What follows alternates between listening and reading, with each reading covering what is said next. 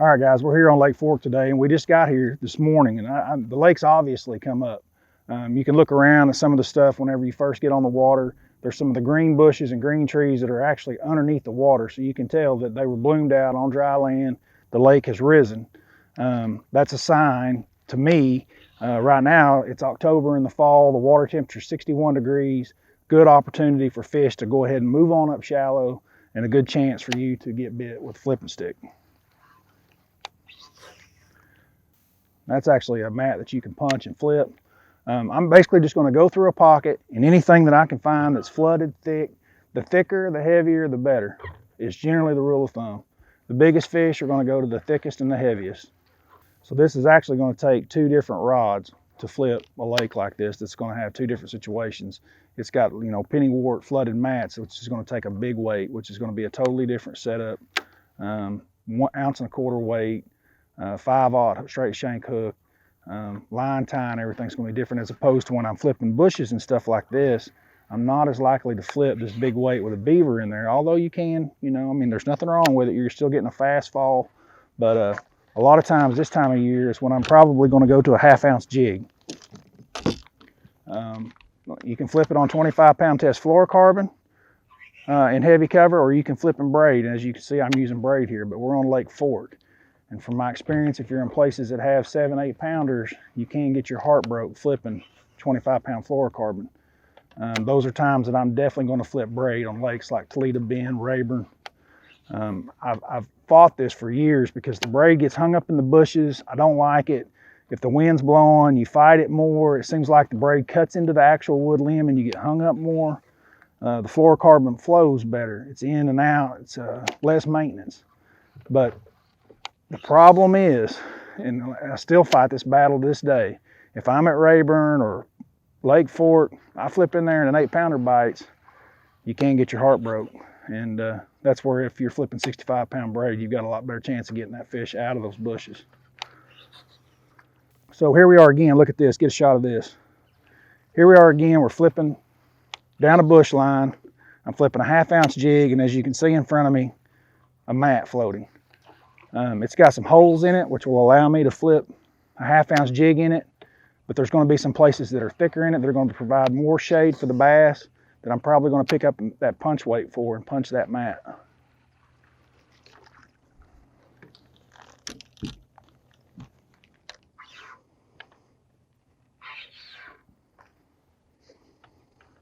When you're flipping a mat, one of the main things that I'm looking for is I'm looking for the thickest place in it, because it's going to create the most shade. So underneath the water, it's going to be the darkest, which is probably going to be somewhere right where that green stuff is growing on top. And it's so thick that I can't even hardly get through it. So instead of just barely shake your weight and it'll fall through.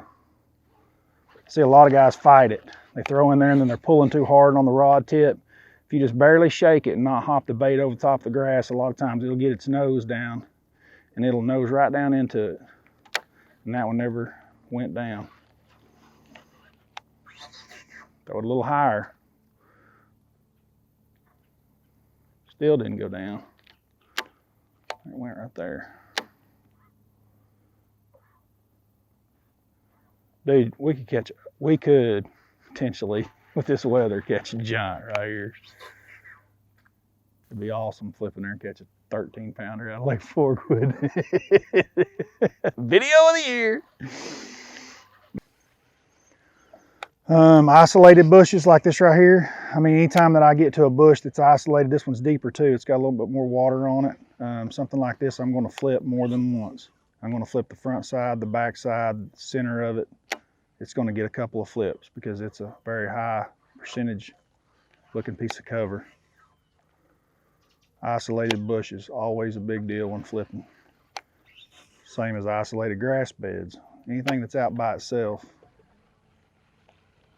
Isolated, what were we flipping down there in Florida?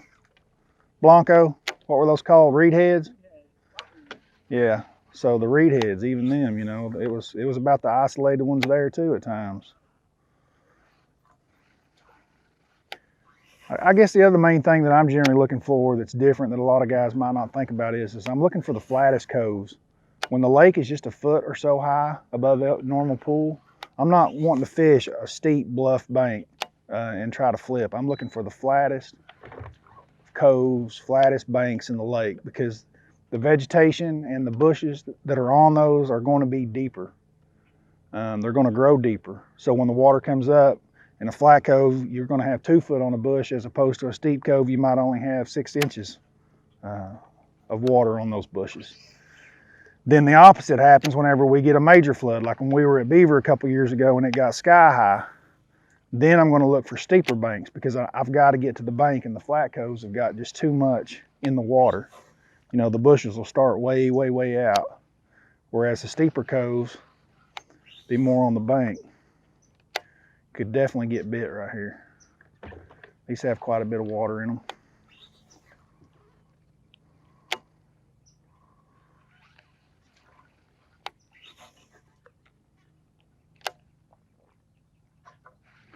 When to give up on the shallow cover. Times that I'm going to give up on it, a lot of it's going to have to do with time of year and seasonal patterns. So in the springtime, the months of March, April, and May, it's going to be really hard for me to ever give up on it. At some point in the day in a tournament, I'm still going to fish it. I don't care if I haven't had any success in 3 days. I'm still going to flip a little bit and look at some of the cover that looks good. Summertime, wintertime, the water's really cold, really, really hot. The fish had already moved out. You know, we're way past springtime, so let's say July. And the lake comes up a little bit. A lot of times it is difficult to catch them shallow flipping, even if the lake does rise 2 or 3 foot and get in the bushes. But with that being said, there's still parts of the lake that it could still be productive. The upper ends of the lake, the ends of the lake that are more stained, where your fish were living shallower. A lot of it's a relationship to where were the fish before the water came up. If they were out there on the main lake, in the main channel, it's a lot further for them to come to get to the bank here. But if they were just living on that little point right there, and 2 foot of water, and the lake came up 2 foot, then they very well easily could be in a bush. Does that make sense? So you're flipping all these different kinds of vegetation, and we're talking about mats. Then you start paying attention to what kind of mats they actually are. And like right here, this is hyacinth. The really green stuff is a hyacinth mat laying on top of one of those, let's call it a gator vine mat. Well, hyacinth is notorious for killing everything that's underneath it. So like it blocks out all the sunlight and won't let anything grow underneath it, so it's very, very hollow. Hyacinth mats are very productive mats all throughout the country. Louisiana, all throughout the South, everywhere. Been a lot of tournaments went out of hyacinth on the river systems.